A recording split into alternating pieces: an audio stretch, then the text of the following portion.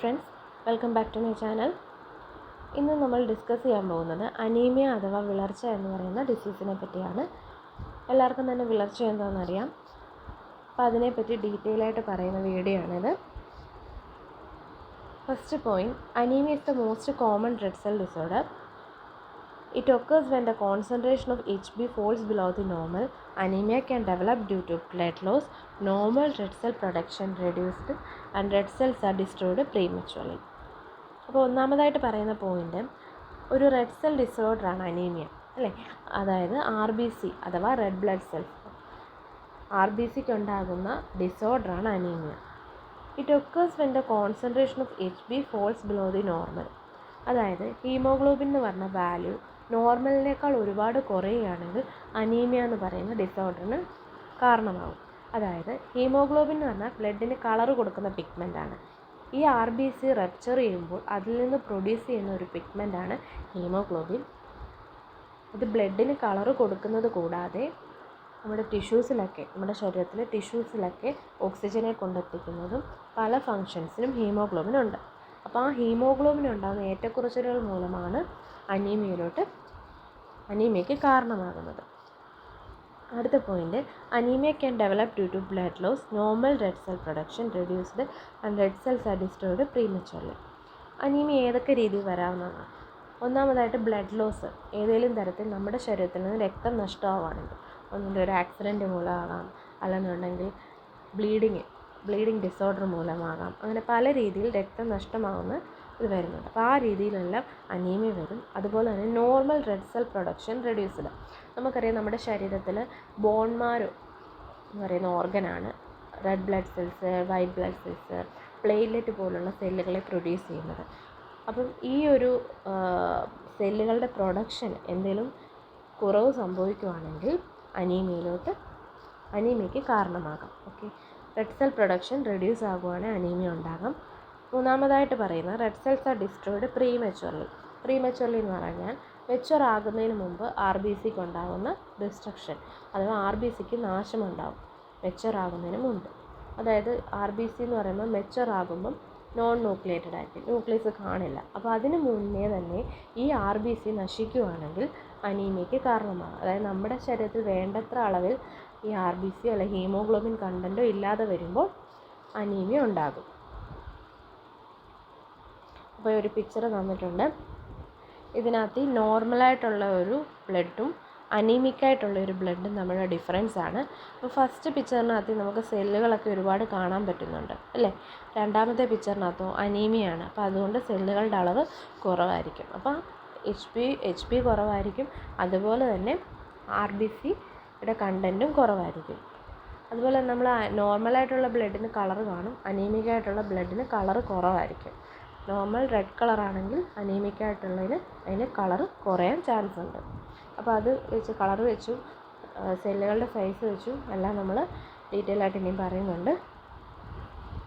അപ്പോൾ ഇനി എന്തൊക്കെ ലക്ഷണങ്ങളാണ് അനീമിയക്കുള്ളത്, സിംറ്റംസ് എന്തൊക്കെയാണ് അനീമിയയുടെ? ഒന്നാമതായിട്ട് ഹെഡേക്ക് തലവേദന ഉണ്ടാകാം. ഡിസിനസ് മീൻസ് തലക്കറക്കം ഉണ്ടാകാം. പാൽപിറ്റേഷൻ എന്ന് പറഞ്ഞാൽ ഹൃദയമെടുപ്പ്, കൂടുതലായിട്ടുള്ള ഹൃദയമെടുപ്പ് ഉണ്ടാകാം. പിന്നെ ഡിഫിക്കൽട്ടി ഇൻ ബ്രീത്തിങ്, നമുക്ക് ശ്വസിക്കാനുള്ള ബുദ്ധിമുട്ടുണ്ടാകാം. Difficulty in concentrating and learning, ചില കാര്യങ്ങൾ നമുക്ക് മനസ്സിലാക്കാനുള്ള ബുദ്ധിമുട്ട് വരാം, ഡിഫിക്കൽട്ടി വരാം. അടുത്തത്, pregnant woman with anaemia giving birth prematurely. അതായത് ഒരു ഗർഭിണിയായിട്ടുള്ള ഒരു സ്ത്രീക്ക് അനീമിക് ആകുവാണെങ്കിൽ അവർക്ക് ഉണ്ടാകുന്ന കുഞ്ഞ് മെച്ചുറാകാതെ പ്രീമച്ചുറായിട്ടുള്ള ഒരു കുഞ്ഞുണ്ടാകാൻ ചാൻസ് ഉണ്ട്. അതുപോലെ തന്നെ ഇൻഫൻസ് വിത്ത് ലോ ബർത്ത് വെയ്റ്റ്, അതായത് ഈ ഉണ്ടാകുന്ന കുഞ്ഞുങ്ങൾക്ക് ഒന്നെങ്കിൽ പ്രീമച്ചുറായിട്ടുള്ള കുഞ്ഞുങ്ങളുണ്ടാകാം, അല്ലെങ്കിൽ എന്ത് പറയാം, ബർത്ത് വെയ്റ്റ് അല്ലേ, അവരുടെ വെയിറ്റ് കുറവായിരിക്കും, ജനന സമയത്തുണ്ടാകുന്ന വെയിറ്റ് കുറവായിട്ടും ഉണ്ടാകും. അപ്പോൾ ഇത്രയും ലക്ഷണങ്ങളാണ് അനീമിയയ്ക്ക് ഉണ്ടാകുന്നത്. Headache, dizziness, palpitation, difficulty in breathing, difficulty in concentrating and learning, pregnant woman with anemia giving birth prematurely or infants with low birth weight.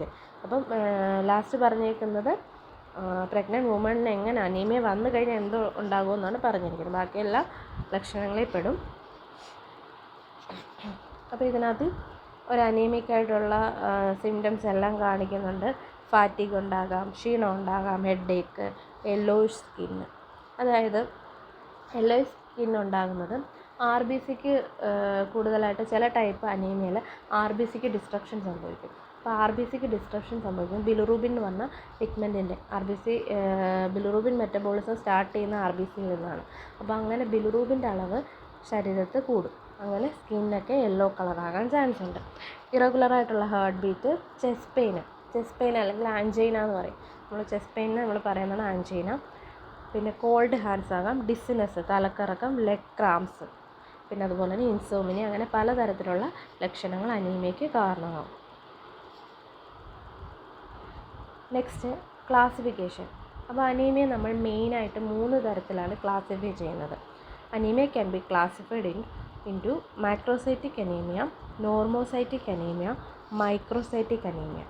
Macrocytic anemia, macro means large, അതായത് സെല്ലിന് വലിപ്പമുള്ള തരത്തിലുള്ള അനീമിയ. അതായത് ഇങ്ങനെ ഉള്ള അനീമിയയിൽ സെല്ലുകളെടുത്ത് ഫോക്കസ് ചെയ്ത് നോക്കുകയാണെങ്കിൽ വലിയ സെല്ലുകളായിരിക്കും ഉള്ളത്. നോർമോസൈറ്റിക് അനീമിയ എന്ന് പറഞ്ഞാൽ നോർമൽ സെൽ എന്നർത്ഥം. അതായത് ഇതിൻ്റെ സൈസ് ഷേപ്പും എല്ലാം നോർമലായിരിക്കും. അതേസമയം മാക്രോസൈറ്റിക്കിൽ വലിപ്പം കൂടിയ സെല്ലുകളായിരിക്കും കാണപ്പെടുന്നത്.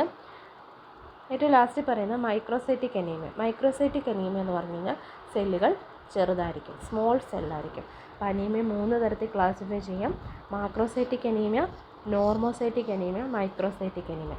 ഇത് മെയിനായിട്ടുള്ള ക്ലാസിഫിക്കേഷനാണ്. ഈ ഓരോ ക്ലാസിഫിക്കേഷൻ്റെ അണ്ടറിൽ ഇനിയും അനീമിയ, പലതരത്തിലുള്ള അനീമിയ വരുന്നുണ്ട്. അതൊക്കെ ഏതാണെന്ന് നോക്കാം. First macrocytic anemia. Macrocytic anemia, it is again divided into megaloblastic anemia, non-megaloblastic anemia.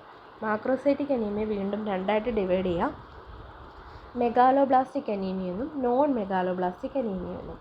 അപ്പം മെഗാലോബ്ലാസ്റ്റിക് അനീമിയ എന്ന് പറഞ്ഞു കഴിഞ്ഞാൽ വൈറ്റമിനായ B12 ഡെഫിഷ്യൻസി മൂലം, വൈറ്റമിനായ B12 അഭാവം മൂലം ഉണ്ടാകുന്ന ഒരു തരത്തിലുള്ള ഒരു അനീമിയാണ് megaloblastic anaemia. Non megaloblastic anaemia എന്ന് പറഞ്ഞു കഴിഞ്ഞാൽ അത് എപ്ലാസ്റ്റിക് അനീമിയ എന്ന് പറയും. അത് എപ്ലാസ്റ്റിക് അനീമിയയെ പറ്റി ഇനി പറയുന്നുണ്ട്. അപ്പം മെഗാലോബ്ലാസ്റ്റിക് അനീമിയ നോക്കാം. It is due to vitamin B12 or folic acid deficiency. Folic ആസിഡിൻ്റെയോ അഥവാ വൈറ്റമിൻ B12 അല്ലേ, ഫോളിക് ആസിഡിൻ്റെയോ അല്ലെങ്കിൽ വൈറ്റമിൻ B12 അഭാവം മൂലം ഉണ്ടാകുന്ന അനീമിയാണ് അല്ലെങ്കിൽ വിളർച്ച ആണ് മെഗാലോബ്ലാസ്റ്റിക് അനീമിയ. അപ്പോൾ മെഗാലോബ്ലാസ്റ്റിക് അനീമിയയുടെ റീസൺ എന്താണ്? വൈറ്റമിൻ B12 അല്ലെങ്കിൽ ഫോളിക് ആസിഡ് ഡെഫിഷ്യൻസി. അടുത്തത് folic acid and vitamin B12 are essential for the DNA synthesis and haemopoiesis. അതായത് ഫോളിക് ആസിഡും വൈറ്റമിൻ B12 നമ്മുടെ ശരീരത്തിൽ ഒരു പ്രധാന പങ്ക് വഹിക്കുന്നുണ്ട്. നമ്മുടെ ജനറ്റിക് മെറ്റീരിയലായ DNA, deoxy nucleic acid, DNA synthesis ചെയ്യാനും ഹീമോപോയസിസിനും അത്യാവശ്യമായിട്ടുള്ളൊരു ഘടകമാണ് ഫോളിക് ആസിഡ് അഥവാ വൈറ്റമിൻ B12 എന്ന് പറഞ്ഞു കഴിഞ്ഞാൽ. ഹീമോപോയസിസ് എന്ന് പറഞ്ഞു കഴിഞ്ഞാൽ ബ്ലഡ് സെൽസ് പ്രൊഡ്യൂസ് ചെയ്യുന്ന പ്രോസസ്സിന് പറയുന്ന പേരാണ് ഹീമോപോയസിസ്. നമ്മുടെ ശരീരത്തിൽ RBC, WBC, പ്ലേറ്റ്ലെറ്റ് പോലുള്ള സെല്ലുകളുണ്ട്. ഇവയെല്ലാം പ്രൊഡ്യൂസ് ചെയ്യുന്ന ആ പ്രോസസ്സിനെ പറയുന്ന പേരാണ് ഹീമോപോയസിസ് എന്ന്. അപ്പോൾ ജനറ്റിക് മെറ്റീരിയലായ DNA സിന്തസിസിനും ഹീമോപോയസിസിനും ഫോളിക് ആസിഡ് അഥവാ വൈറ്റമിൻ B12 ഇമ്പോർട്ടൻ്റ് ആണ്. അതായത് ചുരുക്കം പറഞ്ഞു കഴിഞ്ഞാൽ നമ്മുടെ ശരീരത്തിൽ അല്ലെ സെല്ലുകളെ ഓരോന്നും, അതായത് നമ്മുടെ വളർച്ചയ്ക്ക് അത്യാവശ്യമായിട്ടുള്ളൊരു ഘടകമാണ് വൈറ്റമിൻ B12 അഥവാ ഫോളിക് ആസിഡ് എന്ന് പറഞ്ഞു കഴിഞ്ഞാൽ. Deficiency lead to blocking of cell growth. അതായത് ഈ വൈറ്റമിൻ B12ൻ്റെയും ഫോളിക് ആസിഡിൻ്റെയും അഭാവം എന്തിന് കാരണമാകും? സെൽ ഗ്രോത്ത്, സെല്ലിൻ്റെ വളർച്ച, നമ്മുടെ ശരീരത്തിലെ ഓരോ കോശങ്ങളുടെയും വളർച്ചയ്ക്ക് ബ്ലോക്ക് ഉണ്ടാകും. വളർച്ച കുറയും ഡെഫിഷ്യൻസി വന്നു കഴിഞ്ഞാൽ. വൈറ്റമിൻ B12ൻ്റെയോ ഫോളിക് ആസിഡിൻ്റെയോ ഡെഫിഷ്യൻസി വന്നു കഴിഞ്ഞാൽ സെൽ ഗ്രോത്ത് ബ്ലോക്ക് ഉണ്ടാകും. മെഗാലോബ്ലാസ്റ്റിക് അനീമിയ വൈറ്റമിൻ B12 അഥവാ ഫോളിക് ആസിഡ് ഡെഫിഷ്യൻസി മൂലമാണ് ഉണ്ടാകുന്നത്. ഈ ഫോളിക് ആസിഡ് അഥവാ വൈറ്റമിൻ B12 എന്ന് പറഞ്ഞു കഴിഞ്ഞാൽ DNA സിന്തസിസിനും ഹീമോപോയസിസിനും അത്യാവശ്യമായിട്ടുള്ളൊരു ഘടകമാണ്. ഇതിൻ്റെ ഡെഫിഷ്യൻസി മൂലം സെൽ ഗ്രോത്തിന് ബ്ലോക്ക് സംഭവിക്കാം. ഇനി റീസൺ എന്താണെന്ന് പറഞ്ഞാൽ low intake of vitamin B12 and folic ആസിഡിൻ്റെ ഡയറ്റ്. അതായത് നമ്മൾ കഴിക്കുന്ന ആഹാരത്തിൽ വൈറ്റമിൻ B12 ഫോളിക് ആസിഡോ മതിയായ രീതിയിൽ ചെല്ലാത്തത് മൂലം മെഗാലോബ്ലാസ്റ്റിക് അനീമിയ ഉണ്ടാകാൻ ചാൻസ് ഉണ്ട്. Meat, fish, milk are the sole sources of vitamin B12. Meat, fish, milk ഇവയാണ് വൈറ്റമിൻ B12 പ്രധാനപ്പെട്ട ഒരു ഉറവിടം എന്ന് പറഞ്ഞു കഴിഞ്ഞാൽ നമ്മൾ താഴെ ഒരു പിക്ചർ തന്നിട്ടുണ്ട്. ഇതിനകത്ത് വൈറ്റമിൻ B12 റിച്ച് ആയിട്ടുള്ള ഫുഡുകളാണ് fish, crab, cheese, chicken, egg, red meat, milk, almond. In megaloblastic anaemia the cells are large. അപ്പോൾ നമ്മൾ പറഞ്ഞു മാക്രോസൈറ്റിക് അനീമിയയുടെ അണ്ടറിൽ വരുന്നതല്ലേ മെഗാലോബ്ലാസ്റ്റിക് അനീമിയ. അപ്പോൾ ആ മെഗാലോബ്ലാസ്റ്റിക് അനീമിയയിൽ സെല്ലുകളുടെ സൈസ് എന്ന് പറഞ്ഞാൽ വലിപ്പം കൂടിയതായിരിക്കും. അപ്പോൾ ഈ പിക്ചറിനകത്ത് നോർമലായിട്ടുള്ള ഒരു അനീമിയയിലും മെഗാലോബ്ലാസ്റ്റിക് അനീമിയയിലുമുള്ള സെല്ലുകളുടെ സൈസ് കാണിക്കുന്നുണ്ട്. നോർമലിനകത്ത് നോർമൽ സൈസ് ആയിരിക്കും. അതേസമയം മെഗാലോബ്ലാസ്റ്റിക്കിലോ ആ ഒരു RBC അല്ലെങ്കിൽ WBC സെല്ലുകൾ എല്ലാത്തരം സെല്ലുകളും വലുപ്പത്തിൽ കാണപ്പെടും. അപ്പം ഒന്നുകൂടെ പറയാം, മെഗാലോബ്ലാസ്റ്റിക് അനീമിയ എന്ന് പറഞ്ഞാൽ വൈറ്റമിൻ B12 അല്ലെങ്കിൽ ഫോളിക് ആസിഡ് ഡെഫിഷ്യൻസി മൂലമാണ് ഉണ്ടാകുന്നത്. DNA സിന്തസിസിനും ഹീമോപോയസിസിനും വൈറ്റമിൻ B12 അഥവാ ഫോളിക് ആസിഡ് അത്യാവശ്യമാണ്. ഇതിൻ്റെ കുറവ് മൂലം സെൽ ഗ്രോത്തിനും ബ്ലോക്ക് ഉണ്ടാകാൻ ചാൻസ് ഉണ്ട്. പിന്നെ അനീമിയ, മെഗാലോബ്ലാസ്റ്റിക് അനീമിയയിൽ സെല്ലുകൾ വലിപ്പം കൂടിയതായിട്ട് കാണപ്പെടുന്നുണ്ട്.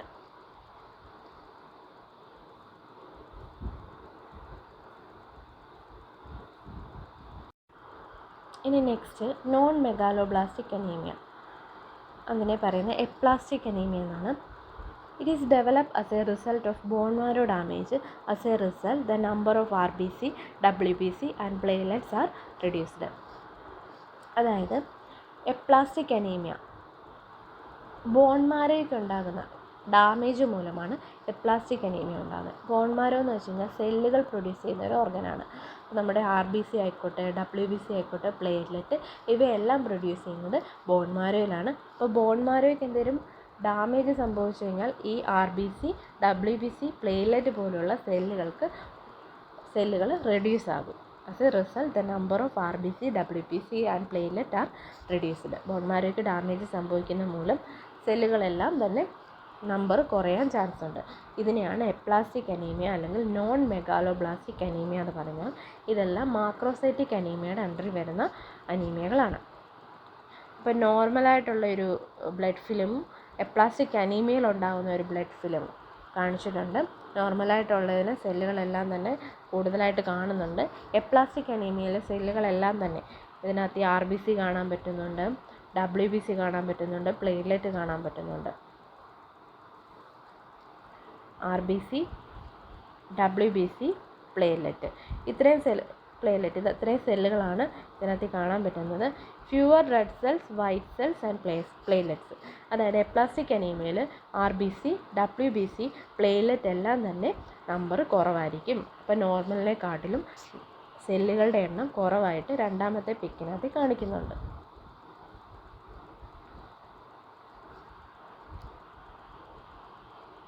In both megaloblastic and aplastic anemia, the red cell indices and reticulocytes are. അതായത് മെഗാലോബ്ലാസ്റ്റിക് അനീമിയയിലും എപ്ലാസ്റ്റിക് അനീമിയയിലും റെഡ് സെൽ ഇൻഡിസസ്, അതായത് നമ്മുടെ കംപ്ലീറ്റ് ബ്ലഡ് കൗണ്ടിനകത്ത് വരുന്ന കുറച്ച് ടെസ്റ്റുകളുണ്ട് അഡീഷണൽ ആയിട്ടുള്ളത്. MCV, MCH, MCHC അങ്ങനെ 2-3 ടെസ്റ്റുകളുണ്ട്. ഇതിനെ റെഡ് സെൽ ഇൻഡിസസ് എന്നാണ് പറയുന്നത്. അതുപോലെ തന്നെ റെറ്റിക്കുലോസൈറ്റ് എന്ന് പറഞ്ഞാൽ ഇമ്മച്വർ ആയിട്ടുള്ള RBCs ആണ്. RBC നെറ്റ്വർക്ക് പോലെ ക്രോമാറ്റിൻ ത്രെഡ് പോലെ കാണപ്പെടുന്ന സെല്ലുകളാണ് റെറ്റിക്കുലോസൈറ്റ്. അപ്പോൾ RBCക്ക് നോർമലായിട്ട് ന്യൂക്ലിയസ് കാണത്തില്ല, മെച്വറായിട്ടുള്ളത്. ഇതിന് വലകൾ പോലെ RBCക്ക് വലകൾ പോലെ കാണപ്പെടും. അപ്പോൾ റെറ്റിക്കുലോസൈറ്റ് കൗണ്ടും അതുപോലെ തന്നെ റെഡ് സെൽ ഇൻഡിസസിനും ഈ മെഗാലോബ്ലാസ്റ്റിക് അനീമിയയിലും എപ്ലാസ്റ്റിക് അനീമിയയിലും ഉണ്ടാകുന്ന മാറ്റങ്ങളാണ് പറയുന്നത്. MCV increased, MCH increased, MCHC normal, reticulocyte decreased, teardrop cell and target cells are seen. MCV increased എന്ന് വെച്ച് കഴിഞ്ഞാൽ മീൻ സെൽ വോളിയം അല്ലെങ്കിൽ മീൻ കോർപ്പസ്കുലർ വോളിയം എന്ന് പറയും. അതായത് ഒരു RBCയുടെ അഥവാ റെഡ് ബ്ലഡ് സെൽസിൻ്റെ ആവറേജ് സൈസിനെ പറയുന്നതാണ് MCV അഥവാ മീൻ കോർപ്പസ്കുലർ വോളിയം അഥവാ മീൻ സെൽ വോളിയം എന്ന് പറയുന്നത്. അടുത്തത് MCH എന്ന് വെച്ച് കഴിഞ്ഞാൽ മീൻ കോർപ്പസ്കുലർ ഹീമോഗ്ലോബിൻ അല്ലെങ്കിൽ മീൻ സെൽ ഹീമോഗ്ലോബിൻ എന്ന് പറയും. അതായത് ഒരു സിംഗിൾ റെഡ് സെല്ലിലുള്ള ഹീമോഗ്ലോബിൻ്റെ അളവ്. MCHC എന്ന് പറഞ്ഞു കഴിഞ്ഞാൽ മീൻ സെൽ ഹീമോഗ്ലോബിൻ കോൺസെൻട്രേഷൻ. MCHനെ പോലെ തന്നെ റെഡ് സെല്ലിന് ഉള്ളിലുണ്ടാകുന്ന ഹീമോഗ്ലോബിൻ്റെ ആവറേജ് കോൺസെൻട്രേഷനെ പറയുന്നതാണ് MCHC എന്ന് പറഞ്ഞാൽ. അപ്പോൾ MCV ഇൻക്രീസ് ചെയ്യുന്നു അല്ലേ. MCV ഇൻക്രീസ് ചെയ്യുന്ന പറഞ്ഞാൽ മെഗാലോബ്ലാസ്റ്റിക് അനീമിയയും എപ്ലാസ്റ്റിക് അനീമിയയും സൈസ് വലുതാണ്, മാക്രോസൈറ്റിക് ആണ് അല്ലേ. അപ്പോൾ മാക്രോസൈറ്റിക് ആകുമ്പം MCV എന്ന് പറഞ്ഞാൽ മീൻ സെൽ വോളിയം അല്ലെങ്കിൽ മീൻ കോർപ്പസ്കുലർ വോളിയം, RBCയുടെ സൈസ് പറയുന്നതാണ് MCVയിലൂടെ. അപ്പോൾ ആ MCVയിൽ RBC സൈസ് എന്തായാലും മാക്രോസൈറ്റിക്കിൽ വലിപ്പമുള്ളതാണ്. അപ്പോൾ MCV ഇൻക്രീസ് ആകും. അടുത്തത് MCH എന്ന് പറഞ്ഞാൽ മീൻ സെൽ ഹീമോഗ്ലോബിൻ. അതായത് RBC വലിപ്പം സംഭവിക്കുമ്പോൾ അതിനുള്ളിലുള്ള പിഗ്മെൻറ്റിൻ്റെ അളവും കൂടും, അതായത് ഹീമോഗ്ലോബിൻ്റെ അളവും കൂടും. MCH increased. MCHC normal. അടുത്ത റെറ്റിക്കുലോസൈറ്റ് ഡിക്രീസ്ഡ്. റെറ്റിക്കുലോസൈറ്റ് എന്ന് പറഞ്ഞാൽ കുറയും, നോർമലിനേക്കാൾ കുറയും. അടുത്ത tear drop cells and target cells are same. Tear drop cell, target cell ഇവയൊക്കെ എന്ന് പറഞ്ഞാൽ RBCയുടെ വെറൈറ്റീസ് ആയിട്ടുള്ള സെല്ലുകളാണ്. നോർമലായിട്ടുള്ള RBC കൂടാതെ ചില ഡിസീസ് കണ്ടീഷനുകളിൽ RBCയുടെ സൈസിലും ഷേപ്പിലുമൊക്കെ വേരിയേഷൻ സംഭവിച്ച് ചില സെല്ലുകളായിട്ട് മാറും. ഇതിനെയാണ് ടിയർ ഡ്രോപ്പ് സെല്ല്, ടാർഗറ്റ് സെല്ലുകൾ, അങ്ങനെ പലതരം സെല്ലുകളുണ്ട്. സ്പീറോസൈറ്റ്സ്, പോയിക്ലോസൈറ്റ്സ്, അങ്ങനെ പലതരം സെല്ലുകളുണ്ട്. അപ്പോൾ ടിയർ ഡ്രോപ്പ് സെല്ല് അല്ലെങ്കിൽ ടാർഗറ്റ് സെല്ല്, ടിയർ ഡ്രോപ്പ് എന്ന് പറഞ്ഞാൽ കണ്ണുനീർ പോലെ കാണപ്പെടുന്ന സെല്ലാണ്. അപ്പോൾ ഇതിനകത്ത് ഒരു ടിയർ ഡ്രോപ്പ്, ഈ ആരോ മാർക്ക് കാണിച്ചിരിക്കുന്നത് ടിയർ ഡ്രോപ്പ് സെല്ലിൻ്റെ പിക്ചറാണ്.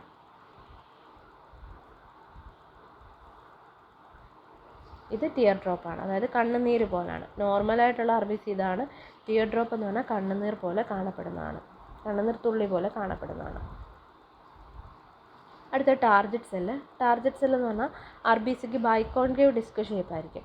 അപ്പോൾ ആ ഒരു ഡിസ്ക് ഷേപ്പിന് ഉണ്ടാകുന്ന ഒരു വേരിയേഷൻ, അതായത് അതിൻ്റെ സെൻട്രൽ പാളർ കൂടുതലായിട്ടും കളർ കുറവായിരിക്കും ടാർഗറ്റ് സെല്ലിൽ.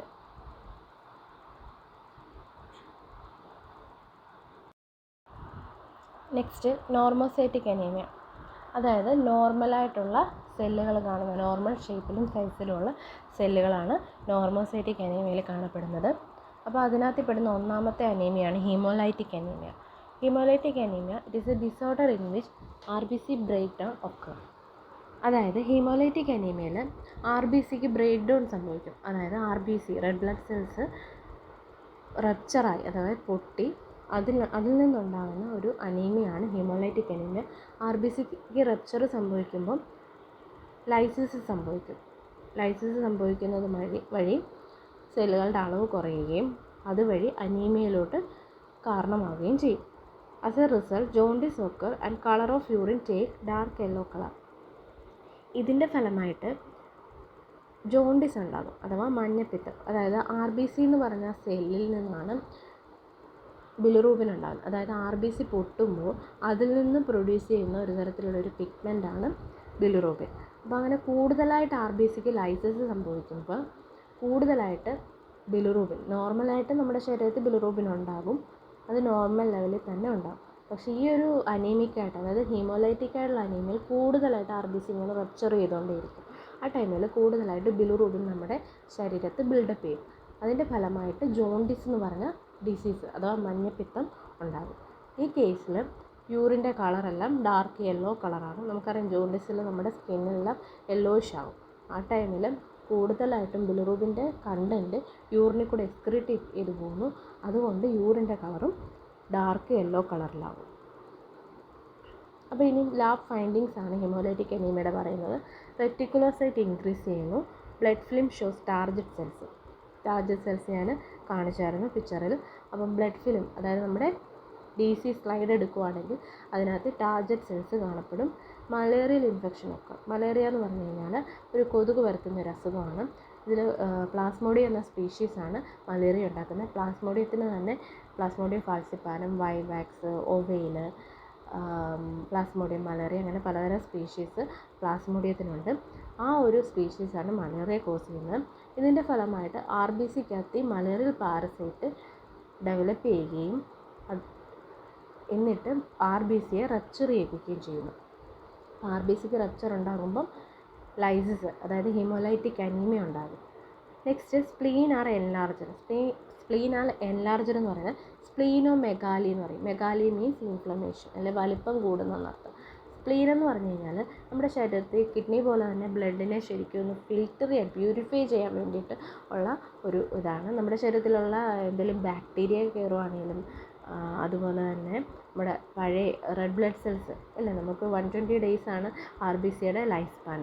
അതിനേക്കാൾ ആ ഒരു ഓൾഡായിട്ടുള്ള റെഡ് ബ്ലഡ് സെൽസിനെ ശരീരത്തിൽ നിന്ന് റിമൂവ് ചെയ്യുന്നതും ഈ ഒരു സ്പ്ലീനാണ്. അപ്പോൾ സ്പ്ലീന് ഹീമോലൈറ്റിക് അനീമിയയിൽ എൻലാർജ് ചെയ്യുമെന്നാണ് പറയുന്നത്. വലിപ്പം കൂടും, സ്പ്ലീനിൻ്റെ ഒരു ഓർഗനാണ് സ്പ്ലീന്. MCV നോർമലാണ്, MCHC ഇൻക്രീസ് ചെയ്യുന്നു. അപ്പോൾ അങ്ങനെ MCV MCHC ഇതെല്ലാം ലാബ് ഫൈൻഡിങ്സ് പറയുന്നുണ്ട്. ഇനി അടുത്തത് സിക്കിൾ സെൽ അനീമിയ എന്താണെന്ന് നോക്കാം.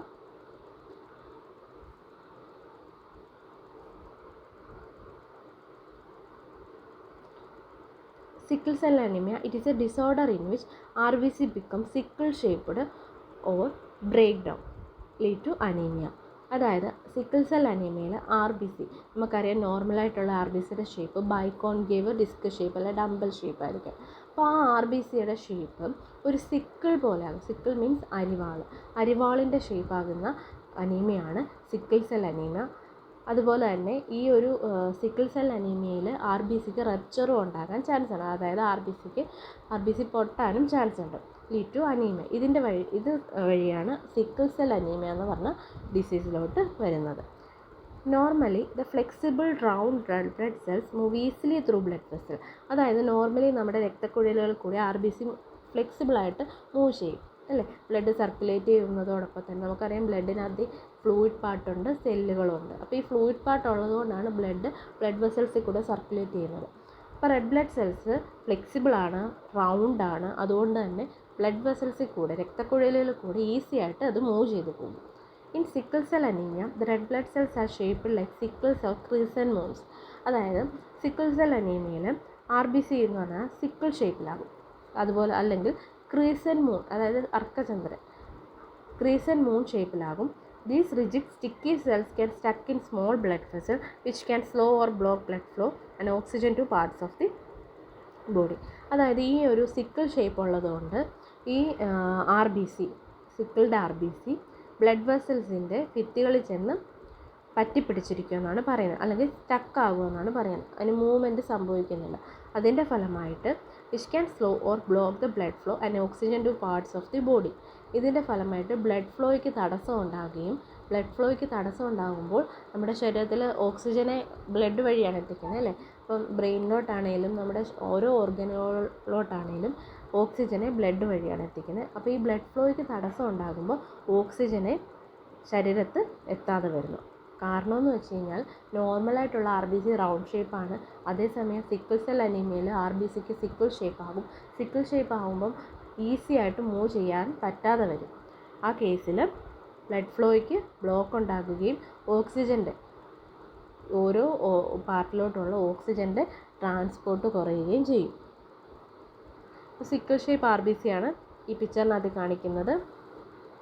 ഇത് നോർമൽ RBC ആണ്. സിക്കിൾഡ് RBC എന്ന് പറയുമ്പോൾ ഒരു അരിവാള് പോലെ അല്ലെങ്കിൽ ഒരു ചന്ദ്രൻ്റെ ഷേപ്പ് കാണിക്കുന്നുണ്ട്. Sickle shape RBC. അടുത്തത് ഇനി അടുത്ത ലാസ്റ്റിലത്തെ ഇതാണ്. നമ്മൾ 2 അനീമിയ മെയിനായിട്ട് പറഞ്ഞു, മാക്രോസൈറ്റിക് അനീമിയയും നോർമോസൈറ്റിക് അനീമിയയും അല്ലേ. മാക്രോസൈറ്റിക്കിനകത്ത് മെഗാലോബ്ലാസ്റ്റിക്കും നോൺ മെഗാലോബ്ലാസ്റ്റിക്കും, normocytic haemolytic anaemia, sickle cell anaemia പോലുള്ളവ. ഇനി microcytic anaemia, micro means small അല്ലേ, സ്മോൾ സെല്ലായിരിക്കും മൈക്രോസൈറ്റിക് അനീമിയ കാണപ്പെടുന്നത്. Microcytic anaemia, iron deficiency anaemia, thalassaemia, sideroblastic anaemia, 3 തരത്തിലുള്ള അനീമിയകളാണ്. Iron deficiency anaemia, thalassaemia, sideroblastic anaemia. Iron deficiency anaemia, insufficient iron for the hemoglobin production leads to iron deficiency anemia. അതായത് haemoglobin കൂടുതലായിട്ട് ഉൽപ്പാദിപ്പിക്കണമെങ്കിൽ നമ്മുടെ ശരീരത്തിൽ അയണിൻ്റെ അളവ് നല്ല രീതിയിൽ വേണം. നമ്മൾ കഴിക്കുന്ന ഫുഡിലൂടെയാണെങ്കിലും അയൺ കുറഞ്ഞു കഴിഞ്ഞാൽ ഹീമോഗ്ലോബിൻ്റെ അളവ് കുറയും. അപ്പോൾ ഹീമോഗ്ലോബിൻ എന്ന് പറഞ്ഞ മോളിക്യൂൾ ഉണ്ടാക്കിയിരിക്കുന്നത് അയൺ പാർട്ട് കൊണ്ടും ഗ്ലോബുലിൻ പാർട്ട് കൊണ്ടാണ്. അയൺ എന്ന് പറഞ്ഞാൽ ഇരുമ്പ്. ഗ്ലോബുലിൻ പാർട്ട് എന്ന് പറഞ്ഞാൽ പ്രോട്ടീൻ പാർട്ടാണ്. അപ്പോൾ അയണും ഗ്ലോബുലിനും കൂടി ചേർന്നാണ് ഒരു ഹീമോഗ്ലോബിൻ മോളിക്യൂൾ. അപ്പോൾ ആ ഒരു അയണിൻ്റെ കുറവ് മൂലം ഹീമോഗ്ലോബിൻ പ്രൊഡ്യൂസ് ചെയ്യത്തില്ല. അതിൻ്റെ ഫലമായിട്ട് അയൺ ഡെഫിഷ്യൻസി അനീമിയ ഉണ്ടാകും. കൂടുതലായിട്ടും എല്ലാവരിലും കണ്ടുവരുന്ന ഒരു അനീമിയാണ് അയൺ ഡെഫിഷ്യൻസി അനീമിയ. ഇതിൽ നമ്മൾ ഹീമോഗ്ലോബിൻ എടുത്ത് നോക്കിക്കഴിഞ്ഞാൽ ഒരുപാട് വാല്യൂ കുറവായിരിക്കും ഹീമോഗ്ലോബിൻ്റെ കാണപ്പെടുന്നത്.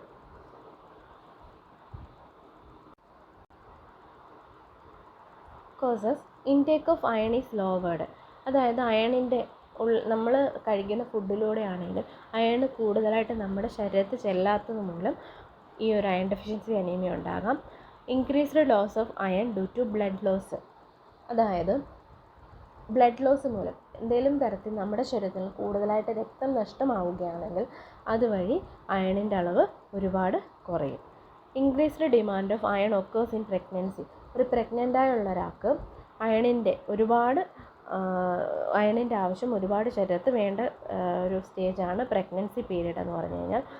പിന്നെ അടുത്ത പോയിൻ്റ് എന്ന് പറഞ്ഞു കഴിഞ്ഞാൽ അയൺ റിച്ച് ആയിട്ടുള്ള ഫുഡാണ് പറയുന്നത്.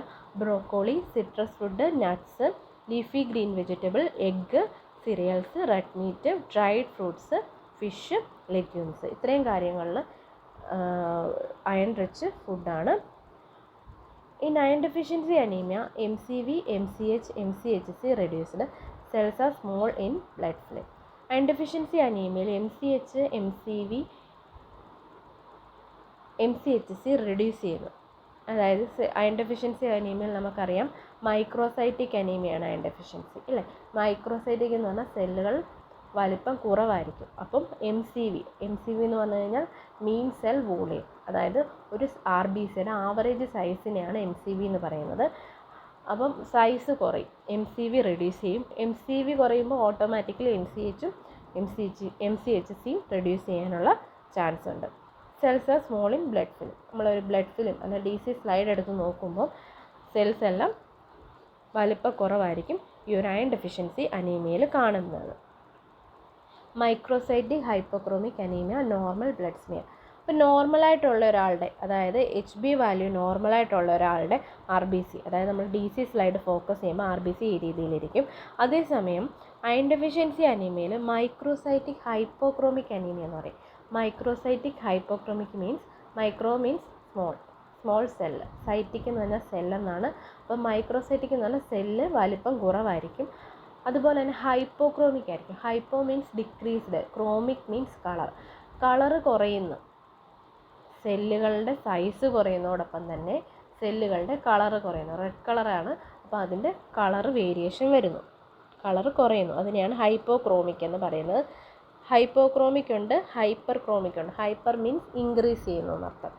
കളർ ഇൻക്രീസ് ചെയ്യുന്നതിന് ഹൈപ്പർ ക്രോമിക് എന്ന് പറയുന്നു. നോർമോക്രോമിക് എന്ന് പറഞ്ഞാൽ നോർമൽ കളർ. അപ്പോൾ ഇവിടെ അയൺ ഡെഫിഷ്യൻസി അനീമിയയിൽ സെല്ലുകൾ മൈക്രോസൈറ്റിക് ആണ്, സെല്ലുകൾക്ക് വലിപ്പം കുറവാണ്. അതുപോലെ തന്നെ സെല്ലുകളുടെ ഉള്ളിലുള്ള കളർ എന്ന് പറഞ്ഞാലും കുറവായിരിക്കും, ഹൈപ്പോക്രോമിക് ആയിരിക്കും. Next thalassaemia. അപ്പോൾ നമ്മൾ മൈക്രോസൈറ്റിക് അനീമിയക്കകത്തുള്ള അയൺ ഡെഫിഷ്യൻസി അനീമിയ പഠിച്ചു. ഇനി താലസീമിയ ഉണ്ട്, സിഡറോബ്ലാസ്റ്റിക് അനീമിയ ഉണ്ട്. Thalassaemia inherited disorder caused by the reduction in the rate of synthesis of alpha and beta haemoglobin chain.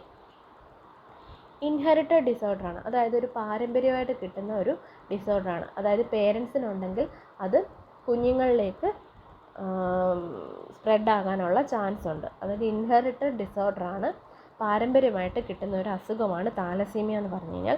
Caused by the reduction in the rate of synthesis of alpha and beta chain of haemoglobin chain. അതായത് ഹീമോഗ്ലോബിൻ്റെ നമ്മൾ structure എടുക്കുകയാണെങ്കിൽ അതിനകത്ത് alpha ചെയിന് beta ചെയിന് രണ്ട് തരത്തിലുള്ള chain കാണാൻ പറ്റും. അപ്പോൾ അതിൽ ഈ രണ്ട് ആൽഫ ചെയിൻ്റെയും ബീറ്റ ചെയിൻ്റെയും സിന്തസിസിനുണ്ടാകുന്ന കുറവ് മൂലമാണ് താലസീമിയ ഉണ്ടാകുന്നത്. ഇപ്പോൾ താലസീമിയ എന്ന് പറഞ്ഞാൽ ഇൻഹെറിറ്റഡ് ആയിട്ട്, അതായത് പാരമ്പര്യമായിട്ട് കിട്ടുന്ന ഒരു അസുഖമാണ്.